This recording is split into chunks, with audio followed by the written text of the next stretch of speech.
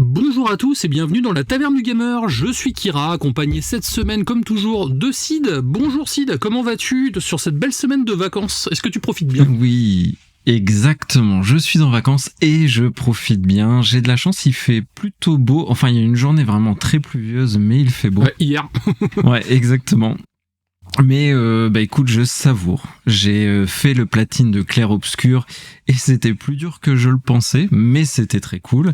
J'ai fait le platine aussi de le jeu de maillot là, My Name is Maillot 2. D'accord. J'avais fait le 1 où il faut, tu sais, cliquer sur un pot de maillot. Donc voilà, j'ai platiné le 2. Enfin, ça doit pas être trop dur à platiner, je pense. Ça va, ça a pris 45 minutes. J'ai rejoué à Onimusha 1 parce qu'il y a Onimusha 2 qui sort demain, la version remastered. Oui, pour te préparer. Que je vais m'emprêcher évidemment exactement de prendre.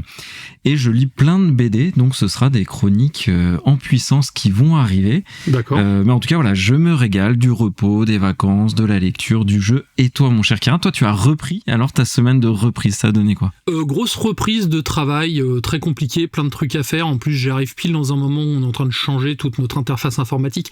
Donc, autant te dire que c'est... C'est le bazar. Il n'y a rien qui marche. Hein. Voilà, ouais. J'ai l'impression d'être un pompier. Je passe mon temps à éteindre des feux. Donc, c'est en moins cool quand même. Donc, c'est. Voilà.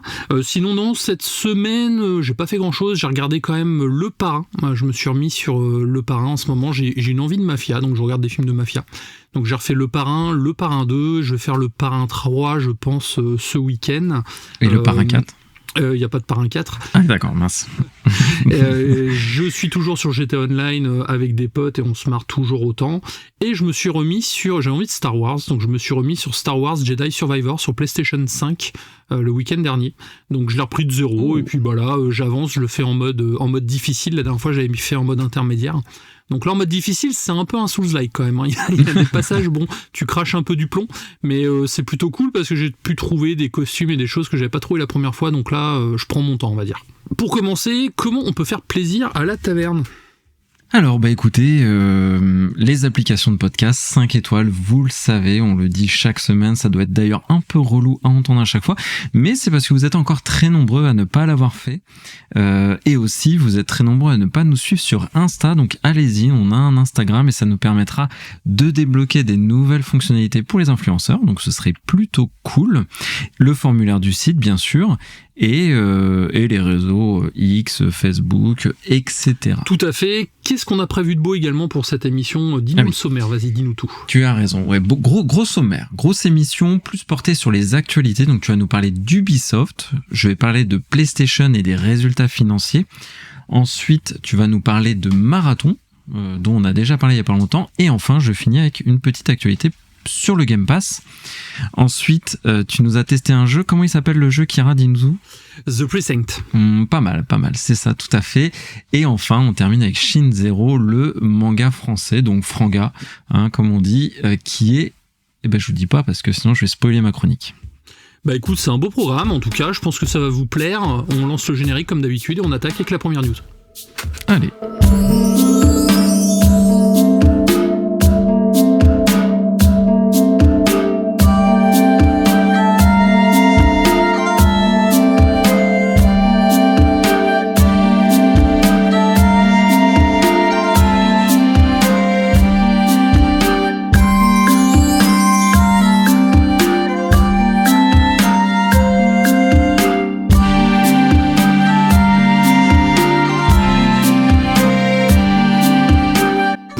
Cette émission, parlons d'Ubisoft. Alors, vous n'êtes pas sans savoir qu'Ubisoft traverse une phase de transition majeure dans son histoire, donc c'est marqué par des décisions stratégiques importantes et des résultats financiers qui sont somme toute assez préoccupants.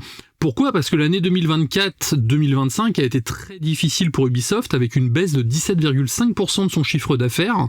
Ils atteignent malgré tout 1,9 milliard d'euros, mais c'est une perte nette de 159 millions d'euros en fait par rapport à l'année dernière.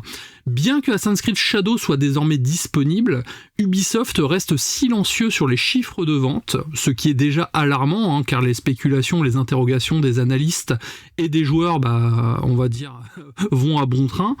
La com fut uniquement dédiée au démarrage avec 3 millions de joueurs annoncés lors de la première semaine et depuis plus rien. En plus, Ubisoft peine à compenser les échecs de Star Wars Outlaws et de l'arrêt de X-Defiant. Donc pour redresser la situation, l'entreprise prévoit une réduction des coûts de 100 millions d'euros sur les 2 prochaines années, après avoir déjà économisé 200 millions d'euros depuis 2022, donc c'est pas rien. Ils ont également annoncé la création d'une nouvelle filiale valorisée à 4 milliards d'euros, dont 25% détenue par Tencent. Donc cette entité vise à concentrer les efforts sur des franchises plus populaires comme Assassin's Creed, Rainbow Six et Far Cry. Et par ailleurs, plusieurs jeux très attendus comme Far Cry 7 ou Splinter Cell Remake ont été reportés à 2026. Alors bien sûr, l'explication, c'est que c'est afin d'améliorer leur qualité et d'éviter des nouveaux échecs commerciaux.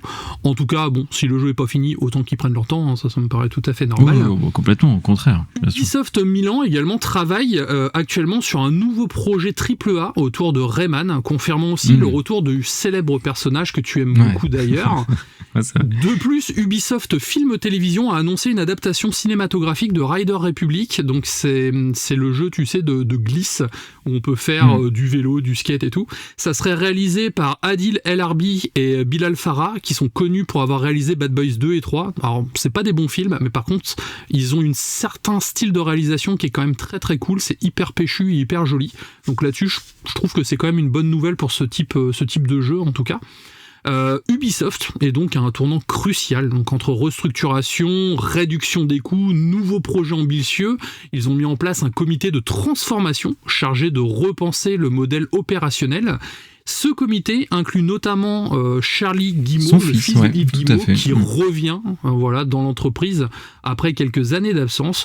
Donc ce retour suscite quand même des réactions mitigées parmi les employés, certains craignant un manque de renouvellement dans la gouvernance. Après, on sent quand même qu'Ubisoft est en train de muer et de se transformer. J'espère qu'ils ont appris de leurs erreurs et que là, ils vont se recentrer et qu'on va peut-être vivre un nouvel âge d'or d'Ubisoft, comme au début des années 2000. Ça fait quand même beaucoup de changements, donc je voulais en parler, c'est pour ça que j'ai tout balancé d'un coup. Je voulais en parler parce que c'est quand même un gros morceau dans le milieu du jeu vidéo. Ouais, c'est beaucoup d'infos, c'est vrai, mais t'as raison, et j'aime bien aussi ta formulation de mutation, parce que c'est un peu ce qu'on est en train de vivre, je pense, avec Ubisoft, et pour ma part, je pense que c'est bien. Avec le jeu vidéo en général aussi. Ouais, complètement. De muer petit à petit. Il faut qu'Ubisoft s'adapte et il manque de toute façon d'agilité. C'est un tellement gros paquebot.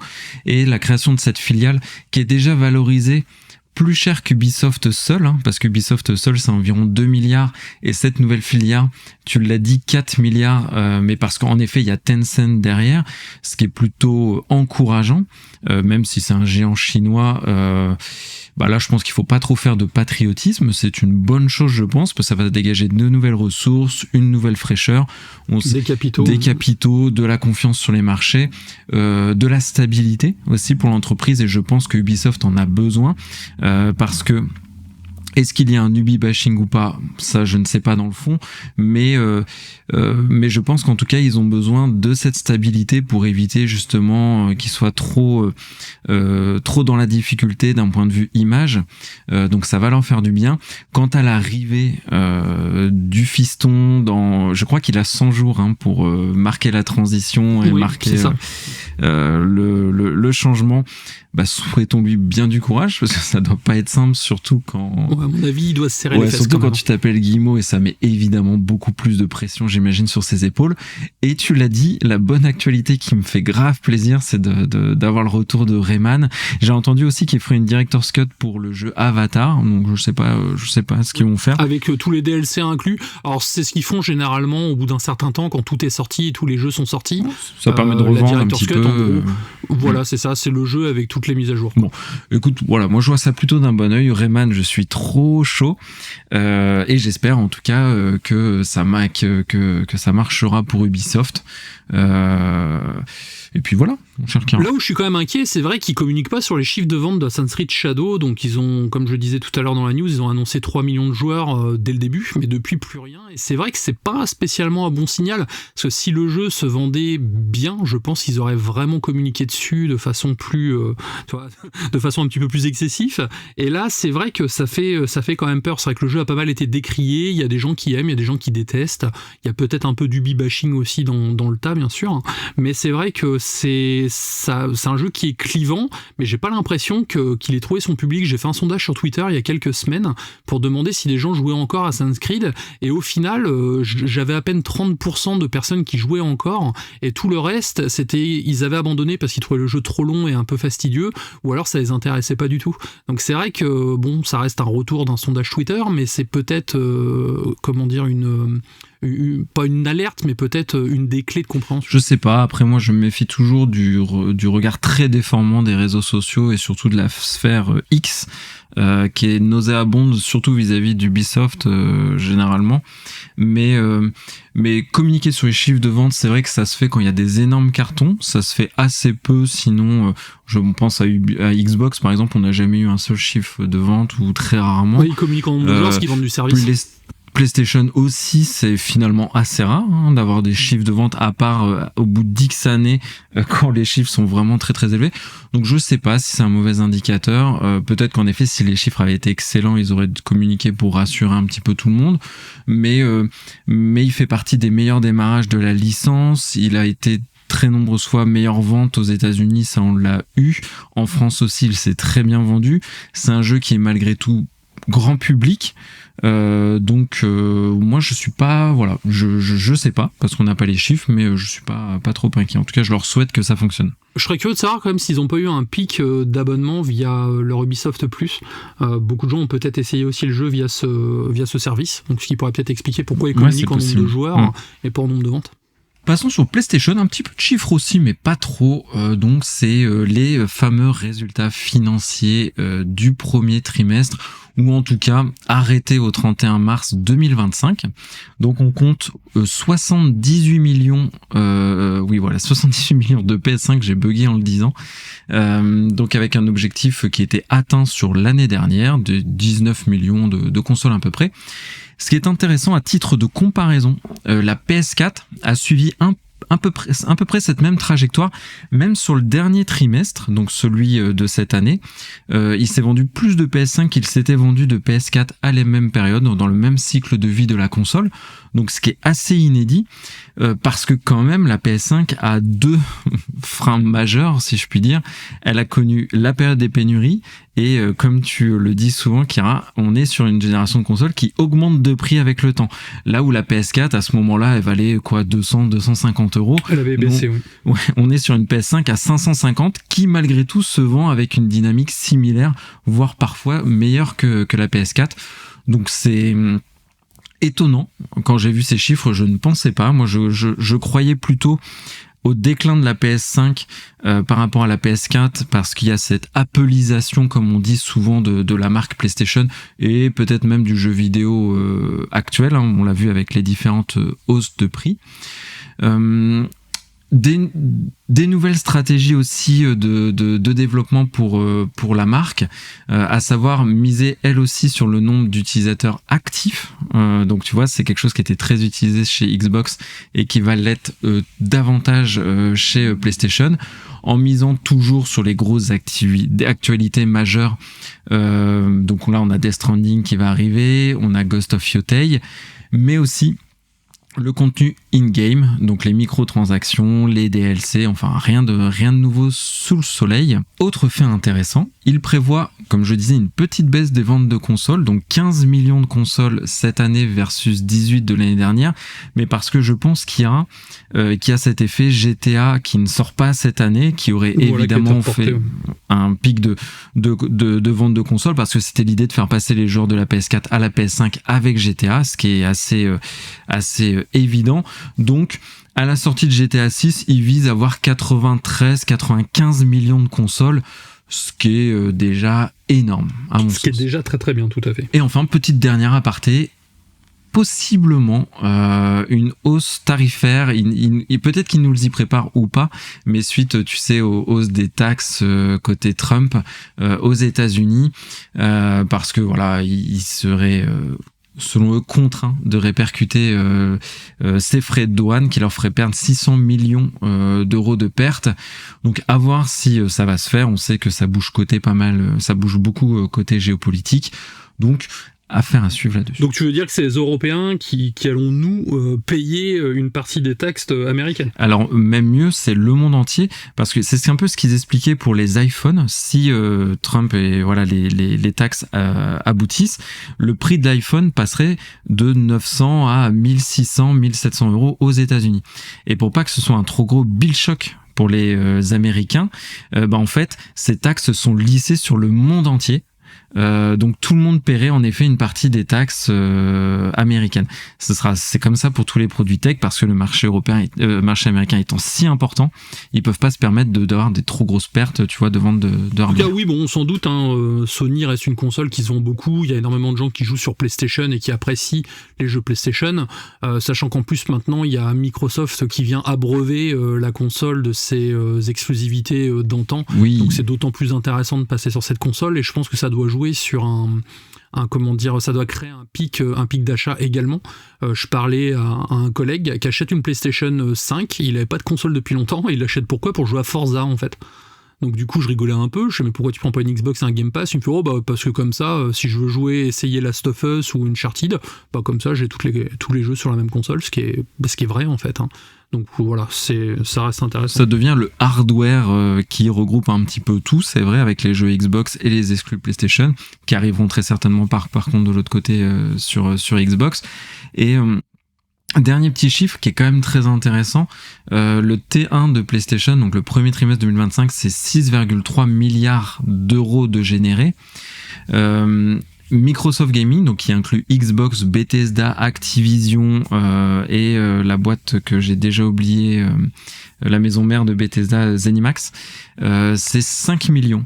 Donc PlayStation parvient à rester leader financièrement malgré le rachat d'Activision Blizzard King, là où on pensait que ça allait inverser la tendance. Donc fait aussi intéressant. Après aussi la marque jouit d'une certaine réputation. Il y a énormément de gens qui jouent à la PlayStation parce que c'est PlayStation, comme des gens qui jouent à Nintendo parce que c'est Nintendo. Donc c'est une marque qui est rentrée dans l'inconscient collectif, un peu comme McDonald's, et ça forcément ça joue sur la sphère doudou nostalgique. Donc les chiffres me paraissent cohérents en tout cas. Il est temps pour moi de distribuer un carton rouge. On va parler de Bungie qui fait face à des accusations de plagiat pour Marathon. Alors ce célèbre studio de développement, on a déjà parlé, est connu pour la saga Halo et Destiny. Il se retrouve actuellement au cœur d'une polémique liée à leur prochain jeu, donc Marathon. En effet, l'artiste écossaise Anti-Real accuse Bungie d'avoir repris des éléments graphiques de ses œuvres sans autorisation. Donc tout a commencé lorsque Anti-Real a découvert des visuels de Marathon qui semblent fortement inspirés de ses créations datant de 2017. Elle a partagé plusieurs comparaisons sur les réseaux sociaux, donc comparaisons que j'ai pu regarder, que j'ai constatées par ailleurs. Donc ça montre des similitudes quand même assez troublantes quant à la topographie et les motifs, ainsi que l'esthétique générale du jeu. Face à ces accusations, Bungie a réagi en reconnaissant qu'un ancien, entre guillemets, artiste du studio avait intégré des éléments issus du travail d'Anti-Real dans une feuille de texture utilisée dans l'alpha du jeu, sans que l'équipe actuelle ne s'en rende compte. Le studio a annoncé qu'une enquête interne était engagée pour prendre des mesures correctives et éviter que ce type d'incident ne se reproduise à l'avenir. Pourquoi je vous en parle? Car ce n'est pas la première fois que Bungie est confronté à ce type d'accusation. En 2024, le studio avait déjà été critiqué pour avoir utilisé sans autorisation une œuvre de l'artiste Tofu Rabbit dans les produits dérivés de Destiny 2. L'affaire avait été réglée à l'amiable avec une indemnisation versée à l'artiste. Quelques mois plus tard, en octobre 2024, Bungie faisait à nouveau face à une nouvelle polémique. Cette fois, c'était l'écrivain américain Kingsley Martino qui accusait le studio d'avoir repris des éléments de ses écrits dans la narration de Destiny 2, en particulier dans l'arc La Guerre Rouge. Donc Martino affirmait que Bungie avait repris des noms, des concepts et des personnages de son œuvre sans autorisation. Ça fut également soldé à l'amiable avec un crédit sur le jeu. Donc déjà ça fait beaucoup parce que c'est pas, on va dire, un tir isolé. Donc j'ai également lu un article de Forbes dernièrement, donc dispo sur internet gratuitement, où des anciens employés ont également dénoncé une culture de travail toxique et humiliante au sein de l'équipe de développement. déjà, des retours de l'alpha ne seraient pas bons par rapport à Marathon. Certains ont critiqué que la direction du studio affirmait qu'elle ignorait les suggestions des développeurs, notamment sur l'ajout d'éléments PvE comme Helldivers. On en parlait justement qu'Helldivers se vendait bien grâce à ses composantes PvE. Et une autre déception, Marathon ne proposera pas de mode solo au lancement.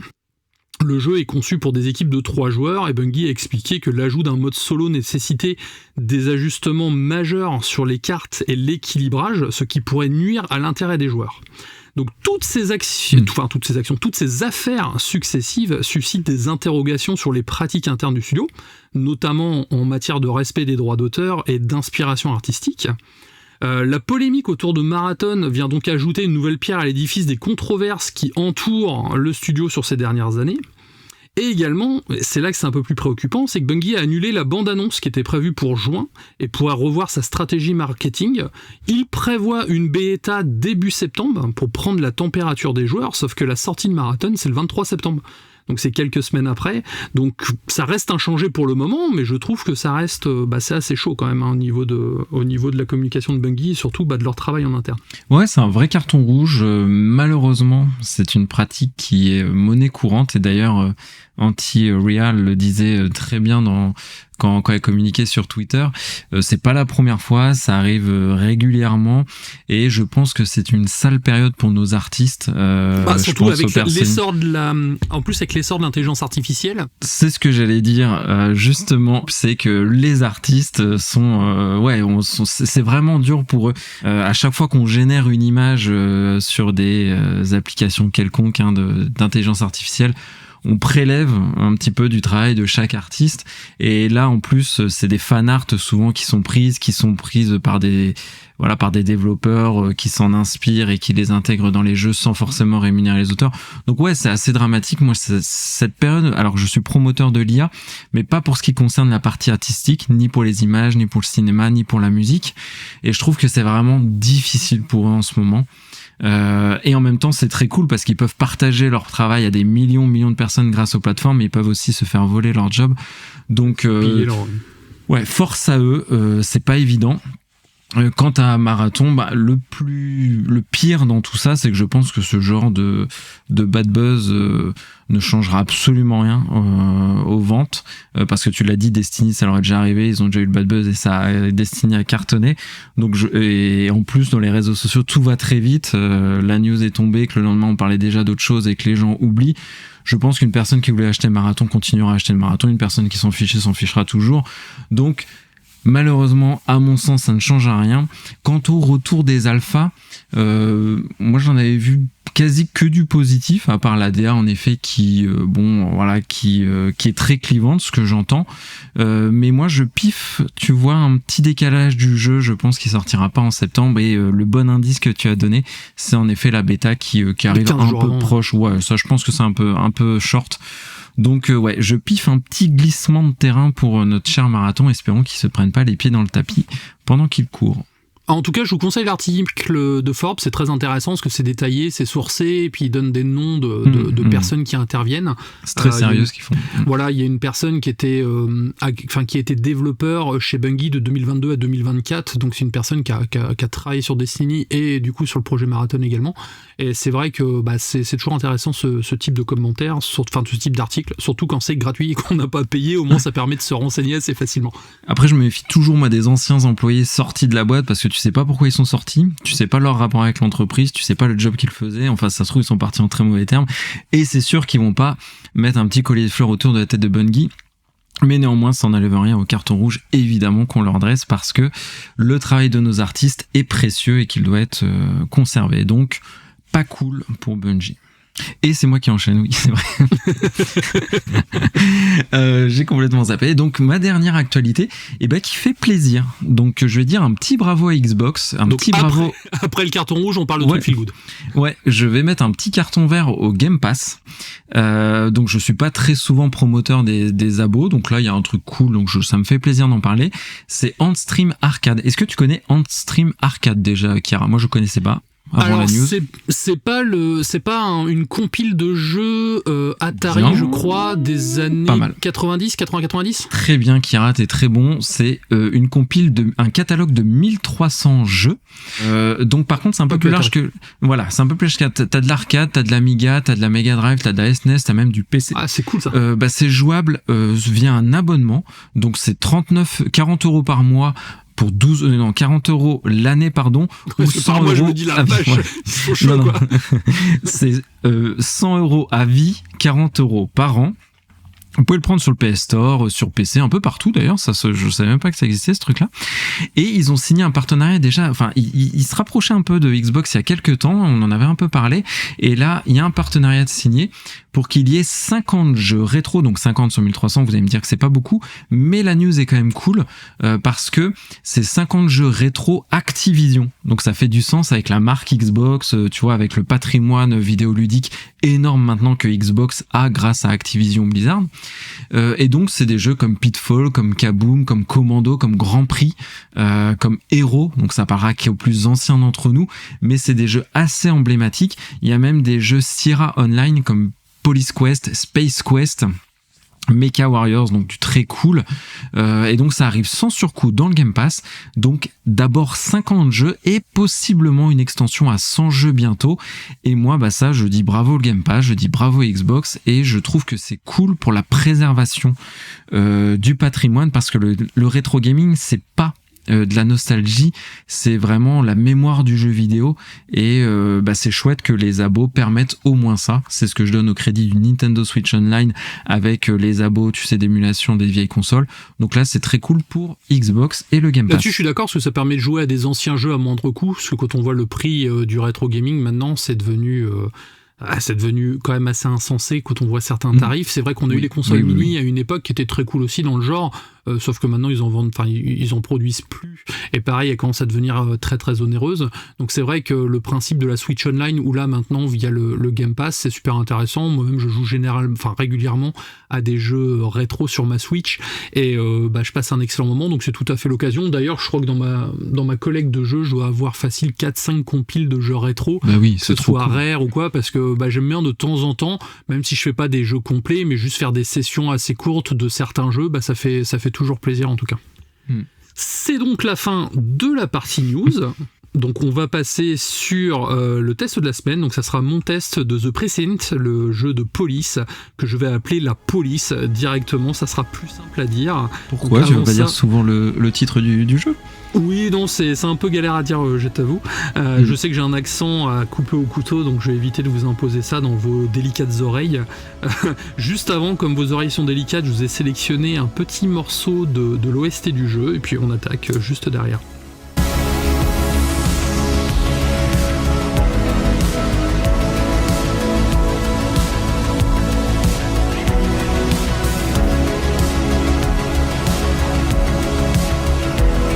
The Precinct, donc c'est la dernière fois que je vais le dire, est un jeu d'action-aventure développé par Fallen 3 Games et publié par Microïd.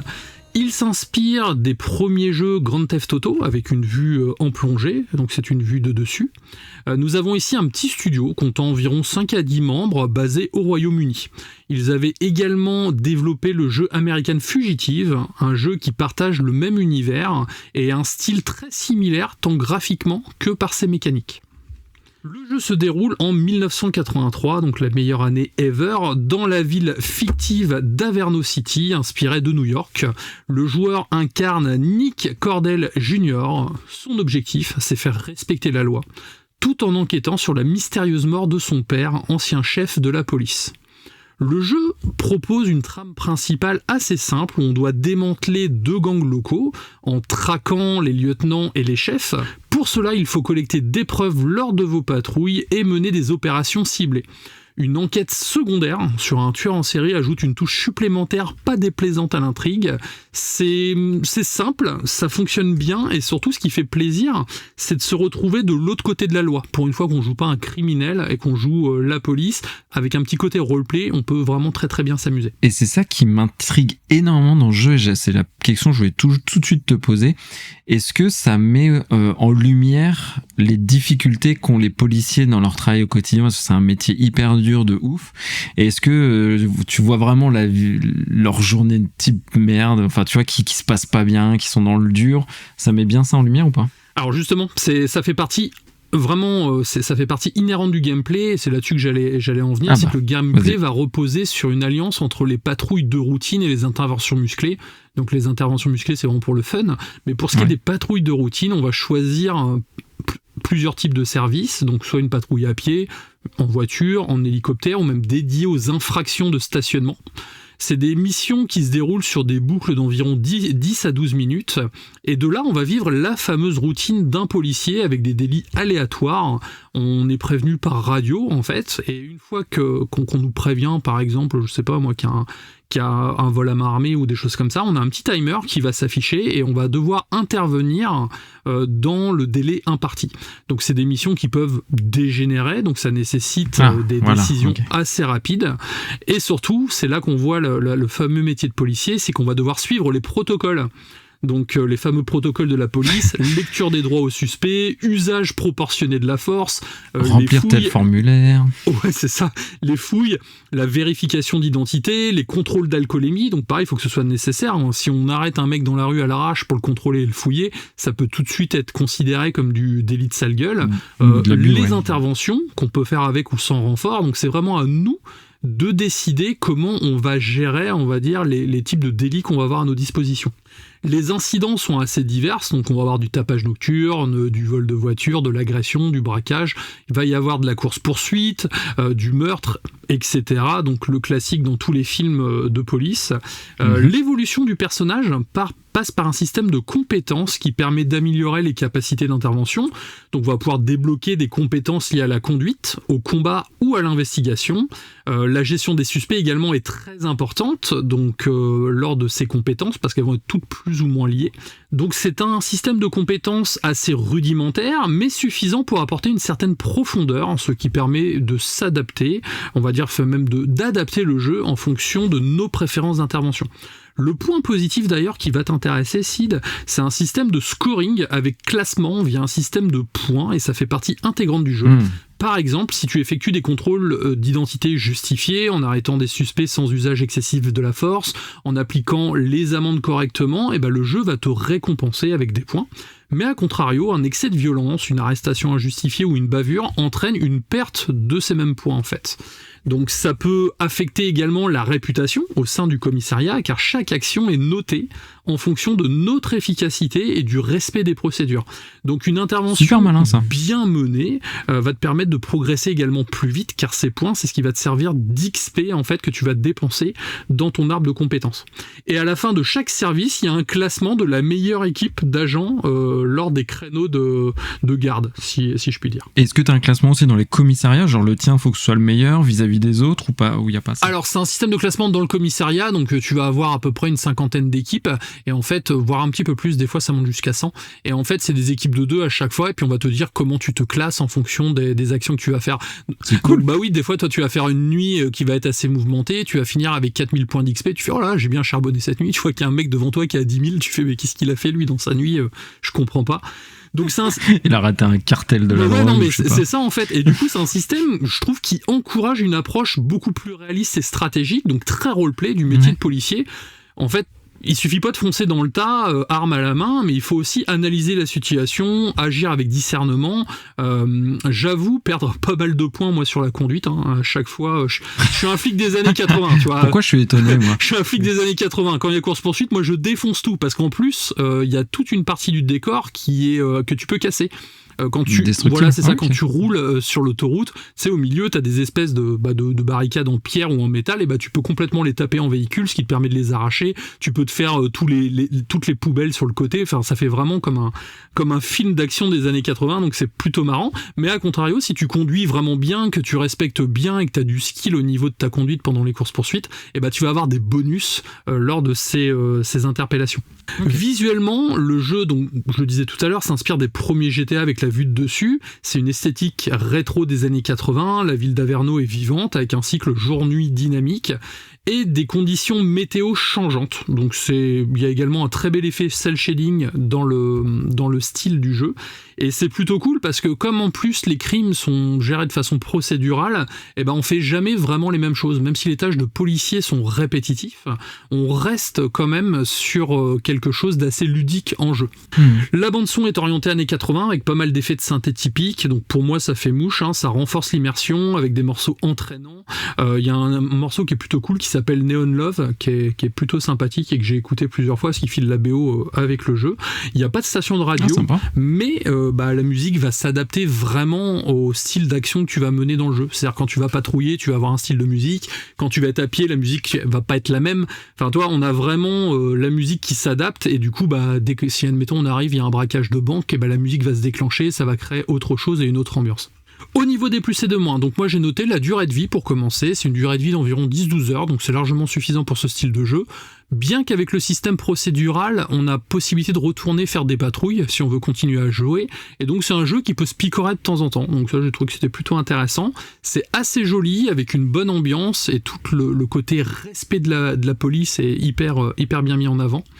Point négatif, donc j'ai noté que c'était assez répétitif par moment, donc c'est vrai que ça ne va pas plaire à tout le monde. Moi je sais que c'est un jeu que je faisais sur la pause déjeuner, donc comme c'était des missions d'environ 10 à 12 minutes, je faisais 2, 3, 4 missions pendant ma pause déj et je repartais, et sur des sessions d'1 heure, 1 heure et demie, c'est largement suffisant et c'est très cool.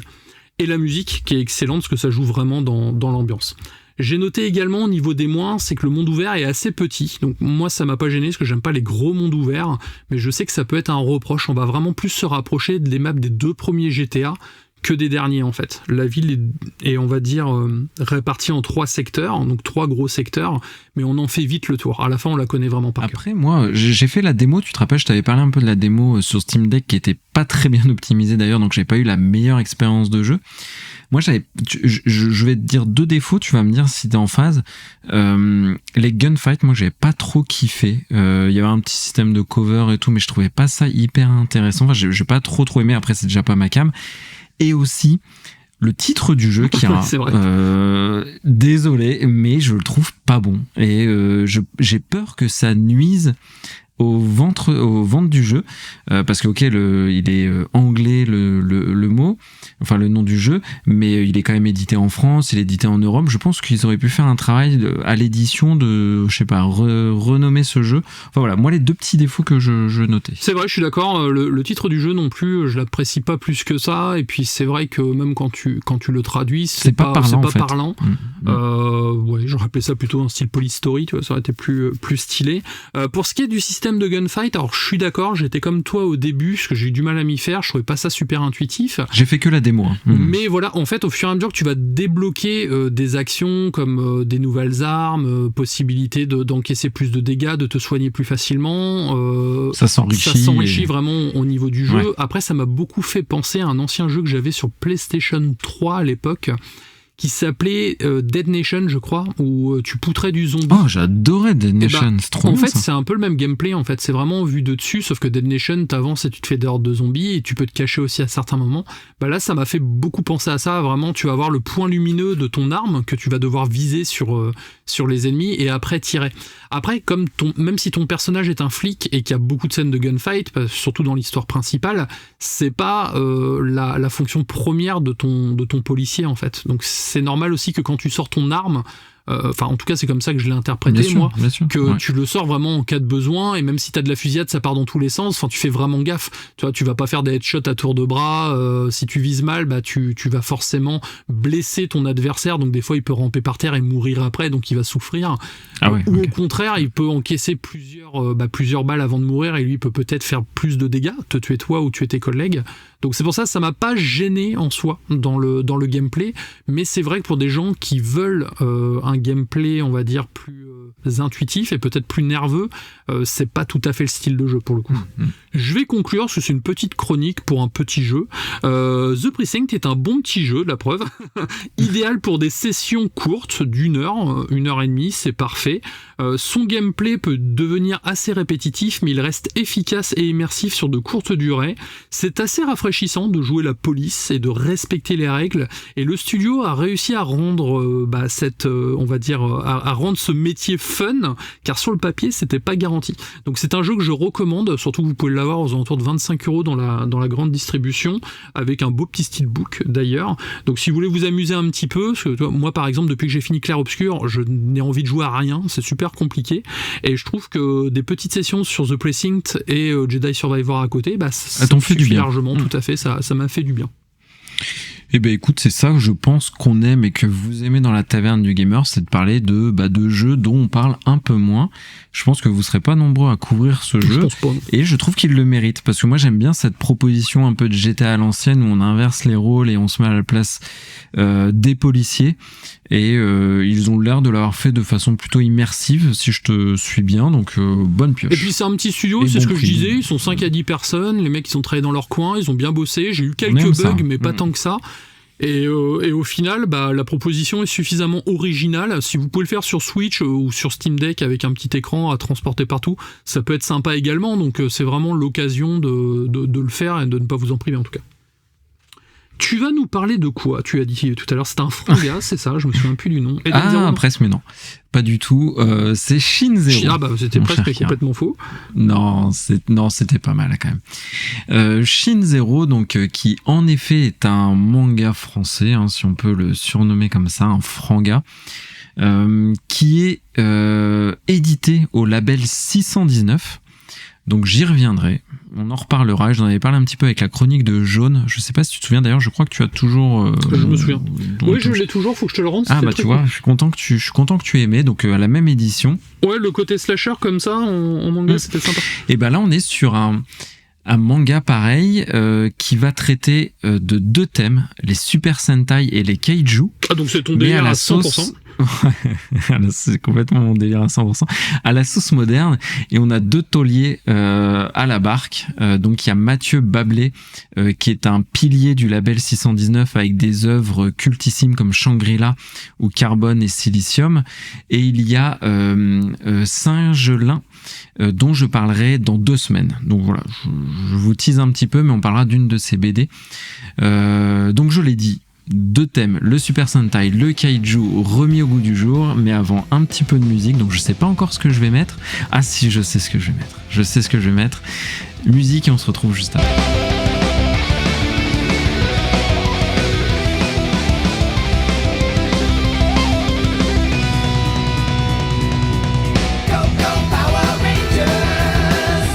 Kira, le pitch. Commençons par le pitch de ce manga. Ouais, ça me donne envie. J'aime bien les pitchs, franchement. Mais bon, c'est pas incroyable, mais j'aime. 2 secondes au micro-ondes, comme ça, le chocolat intérieur est chaud. Je préfère bien frais, moi, quand limite quand le chocolat il est un peu dur, tu vois. Le pitch de Shin Zero. Kira, les super-héros existent. Moi, je sais. Ou tout du moins, les super-héros ont existé. Ils ont sauvé le monde, mais littéralement sauvé le monde d'invasion de kaiju. Kira, qu'est-ce qu'un kaiju? Alors, un kaiju, c'est une grosse bébête gigantesque qui peut avoir plusieurs formes, style lézard ou quoi, et généralement qui pète tout sur son passage. Godzilla, Mantra, sont des kaiju. Tout à fait. Très bon film de kaiju avec Pacific Rim par exemple, ou les films Godzilla comme Godzilla -1. Vous avez de quoi faire. Je suis pas aussi dithyrambique avec Pacific Rim, mais je suis d'accord. Il y a des chroniques en tout cas sur le sujet à la taverne du gamer. Donc je disais, les super-héros ont sauvé le monde d'invasion de kaiju. Donc ils ont littéralement botté les fesses à des monstres géants ayant toutes sortes de formes, plutôt des lézards comme tu l'as dit, géants un peu en mode dinosaure.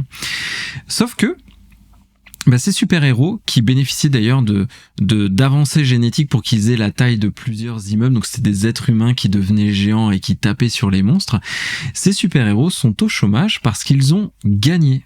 Les kaiju ont disparu de ce monde. Donc déjà, comme au début de SOS Fantôme 2. Petit twist sympathique, je ne sais pas, j'ai pas vu SOS Fantôme 2, ni le 1 d'ailleurs, mais en tout cas... Vous pouvez envoyer des messages en vous moquant de Sid sur les réseaux sociaux, n'hésitez pas. En profitant du formulaire 5 étoiles d'ailleurs sur les applications de podcast. Vous mettez un super commentaire en dessous, vous dites que Sib est un noob parce qu'il n'a pas vu SOS Fantôme. Mais en tout cas, tu vois, j'aime bien déjà ce postulat de base parce qu'il y a une menace planétaire qui a été éradiquée. Donc cool. Et ces super-héros d'antan sont donc maintenant vieux, plutôt à la retraite, puisqu'il n'y a plus de kaiju à tabasser. Mais nous sommes dans une société où il y a eu un héritage de ces super-héros, et donc tout le monde toi, moi, tout le monde peut être des super-héros parce que ce job est devenu un job à la Deliveroo ou à la Uber Eats. Il y a eu une ubérisation du super-héros. Donc sur les téléphones dans ce monde-là, tu as ton application de super-héros et si tu vois un méfait qui est en train d'être commis, un vol, où tu veux protéger ta supérette le soir, tu vas sur ta petite application et tu appelles un super-héros qui vient comme qui viendrait en Uber, tu vois, mais il vient et il passe la soirée à faire ta mission. Et il y a des missions plus ou moins dangereuses. Donc deuxième petit twist hyper savoureux du manga, c'est ce côté... C'est un peu comme dans la BD Robocop mort ou vif, où Robocop est vieux et il sert plus à rien, il est dans son coin, parce que maintenant toute la police est gérée par des drones et via des applications. C'est-à-dire si tu vois un crime, tu cliques sur l'application et t'as une armée de drones qui déboule. Bah, tu vois, c'est assez drôle, parce qu'en effet, c'est ce principe-là, où tout à chacun, on peut devenir... en plus, c'est un formulaire, il l'explique très bien, pour se moquer un petit peu du format Uberisation. Tu remplis un formulaire pour être super-héros, tu deviens super-héros. Et en plus, t'as ton costume de super-héros à la Power Ranger. Donc très, très couleur, tu es rouge, bleu, jaune, etc., etc. Et tu serais quelle couleur ? Alors moi, je serais le bleu. Et toi, tu serais le violet. Et moi, je serais peut-être pas, parce que je pense pas qu'un mec de quasiment 2 mètres en combinaison violette, ça soit suffisamment classe, mais bleu ou vert. Donc tout à chacun, je le disais, peut devenir super-héros de cette façon, de façon très simple. Et on va suivre une équipe de 5 jeunes, 5 adolescents qui ont des parcours tout à fait divers et variés. Il y a par exemple un membre du groupe, une fille qui veut gagner, qui a besoin de gagner de l'argent, donc elle fait ce job-là. C'est le rose ? Non, c'est le bleu justement. Elle fait ce job-là qui est accessible à tous et qui rémunère. Après, elle met sa vie en danger parce qu'il faut quand même faire des missions, mais elle fait ce job. Tu as le vert par exemple qui est amoureux d'elle et donc il rejoint aussi ce job pour être avec elle. T'en as d'autres qui ont plus une revanche sur la vie ou des mal-être passés. Enfin voilà, ces 5 personnages sont bariolés comme leurs couleurs qui sont différentes et ils ont chacun un passif et une raison de faire ce travail-là. Et en fait, Shin Zero, ce qui est très cool, c'est qu'il y a ce double hommage donc du film de monstres, de Kaiju et de Super Sentai. Et là, pareil, Kira, petit questionnaire, tu n'étais pas au courant avant quand je te fais des questions, mais est-ce que tu peux expliquer ce qu'est le Super Sentai si tu connais? Je pense que oui, mais dis-nous tout. Alors, le Super Sentai, moi je connais surtout les représentants du style Power Rangers, même si c'est du Super Sentai américain, mais c'est adapté de séries de Super Sentai japonaises. On suit souvent une équipe de jeunes qui vont se retrouver en possession d'un artefact particulier, qui vont les transformer dans des combinaisons avec des casques type moto pour faire respecter l'ordre, et à la fin souvent ils arrivent à invoquer un robot géant. Souvent c'est par rapport à une particularité de leur pouvoir pour péter la gueule à un gros monstre. Eh ben, tu l'as très bien résumé. Tu as donné en plus, je pense, celui que on connaît le mieux en France, donc Power Rangers, où il y a Bioman, il y a Jetman, il y a Kamen Rider, Ultraman aussi, mais on est plus dans le genre parent qui est le tokusatsu. Donc ça, pareil, je qui était bien avant, ça c'est plus les années 70. Ouais, exactement. Mais c'est ça, le Super Sentai et le genre du kaiju sont hérités du tokusatsu, qui est un genre qui englobait tout ce qui était fait d'effets spéciaux plutôt pratiques en plus à l'époque. Donc notre Godzilla, c'était un mec dans un mannequin. Voilà, c'était le pauvre. Costume en mousse. Ouais, non, c'était des lattes de bambou, c'était ultra chaud la structure et tout. Ah non, mais c'était un enfer. Il y a déjà eu des mecs dans les costumes de Godzilla qui ont beaucoup souffert, blessés et tout. Il y a eu des drames sur ces tournages, et en effet, le genre parent, c'est les représentants, c'est Kamen Rider, Ultraman, qui sont en effet la génération d'avant, mais qui est un style en tout cas au Japon qui fait partie du patrimoine. Donc voilà, Godzilla, tu l'as dit, et un peu remodernisé quand même. On revient sur cette tendance-là. Il y avait eu Shin Godzilla d'Hideaki Anno, qui est pour moi un illustre, que j'en avais parlé. J'avais fait Shin Kamen Rider aussi. Il y a Shin Ultraman que j'ai pas encore fait et que je ferai très certainement. Il y avait un film Power Rangers que j'avais bien aimé, un film américain que j'avais trouvé assez popcorn, sympa et tout, mais très teenage. Tu l'avais dit. Le Super Sentai, on est quelque chose de teenage, et là, c'est plutôt ça, on est avec des jeunes... Voilà, c'est pour les jeunes adolescents, souvent entre 12 et 15 ans, quoi. Et donc, la force vraiment de Shin Zero, c'est de prendre cet héritage finalement assez poussiéreux, on peut le dire, avec beaucoup de bienveillance. J'adore ça, je critique pas, mais en y rajoutant de la modernité, avec ce système donc d'uberisation, je l'ai dit, c'est assez fou, avec la critique autour des réseaux sociaux, parce que il y a beaucoup de mise en scène sur Insta ou sur les réseaux ou en costume et tout, ils se mettent en scène. Il y a la marchandisation de notre corps, parce que pour gagner un peu d'argent, on va littéralement se mettre en danger en prenant des missions qui sont dangereuses mais qui rapportent beaucoup d'argent. Des missions avec des niveaux, c'est ça, un peu comme dans merde, tu sais, avec le gars qui est chauve là. One Punch Man. Alors en effet, il y a des missions gradées. La mission difficulté 1, tu dois garder une boutique. Tu vois, tu es agent de sécu. Mission difficulté 3, par exemple, tu dois arrêter un trafic de drogue qui est en cours, tu vois, donc avec des mecs armés et tout. Et donc plus ta mission est dangereuse, plus ça va te rapporter d'argent. Et il y a aussi un petit peu un côté un peu Watchmen, où j'ai trouvé avec ces côtés les vieux super-héros que tu vas continuer à suivre, qui eux ont des vraies séquelles, ont été des vrais héros, ont vraiment sauvé le monde, mais ils sont vraiment battus, mais ils sont brisés, tu vois. Ils sont brisés physiquement, ils sont brisés moralement, ils sont dans une espèce de nostalgie de l'époque. Donc ça aussi on le voit. Donc ça tranche avec le côté très jeunesse des nouveaux super-héros qui font des missions de maintien de l'ordre. Et aussi ce manga, c'est un manga tranche de vie, où on suit vraiment cette équipe qui ont, je l'ai dit, ils ont leur motivation. Il y a le thème de l'amitié, de l'amour, la déception, l'espoir. Ils ont des doutes, des peurs. Donc ça fait très tranche de vie en même temps, qu'il y a des moments d'action assez survitaminés. Et enfin, avant de conclure, il y a un dernier point fort que je veux relever, et là qui est pas lié à l'histoire mais qui est lié au dessin, au graphisme. Déjà c'est somptueux, mais il y a des maîtres derrière cet ouvrage. IP pas de mine comme ça, mais derrière les gars ils sont hyper talentueux. Et en plus c'est du manga, c'est noir et blanc, sauf qu'il y a un élément qui est en couleur, qui ira à chaque fois, c'est le costume des super-héros. C'est-à-dire que ça c'est cool, j'y pensais justement. C'est trop malin. Il y a des touches, donc t'as des touches de vert quand t'es le mec, enfin les costumes sont en couleur, ce qui permet en plus de bien différencier, bien identifier les membres de l'escouade, et ce qui rajoute un charme fou. Je trouve vraiment que c'est une prouesse, c'est une excellente idée, et ça donne un caractère à ce manga qui est absolument génial. Donc visuellement en plus c'est très réussi. Donc en conclusion, j'ai pas fait très long parce que j'ai le sentiment d'avoir tout dit. C'est en 3 tomes. Donc là il n'y a que le premier, et donc en fait je trouve que les auteurs ils ont tout compris, parce que de ce genre assez vieillissant, voire même Kira, tu seras d'accord avec moi, un peu burlesque et absurde, quand même, du Super Sentai et du Kaiju. C'est un peu kitsch, on va dire. C'est un peu kitschouille. Ils ont rajouté un vrai côté réalisme, sincérité, avec un regard assez acerbe de notre société, donc les réseaux sociaux, l'uberisation du travail, l'uberisation même de notre corps, et ça je trouve que c'est vraiment bien fait.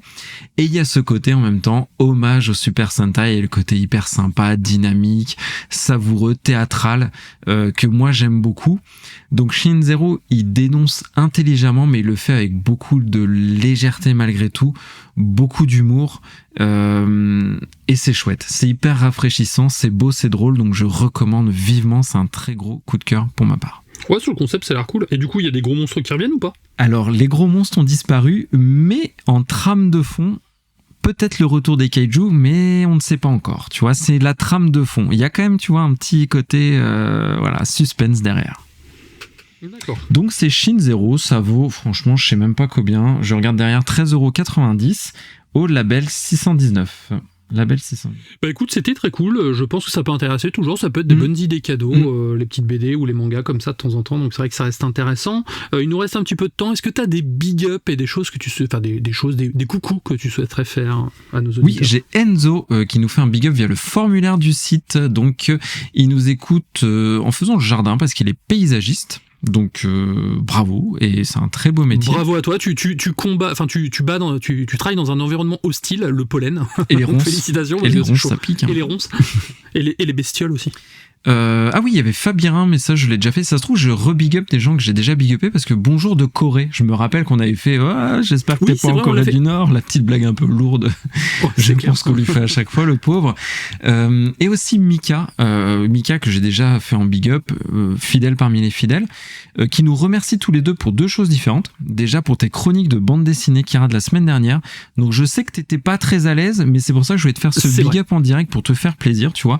C'est un très grand BD-phile et il a apprécié tes chroniques. Donc là, voilà, le gars, c'est un taulier. C'est gentil. C'est vrai que j'avoue, c'était pas simple. Lui, c'est une valeur sûre et il a aimé, donc bravo Kira. Et moi, je lui ai redonné envie de jouer à Death Stranding. Il avait arrêté au chapitre 3. Il est allé au bout. Il est allé plus loin que moi. Il est allé au platine, 200 heures de jeu.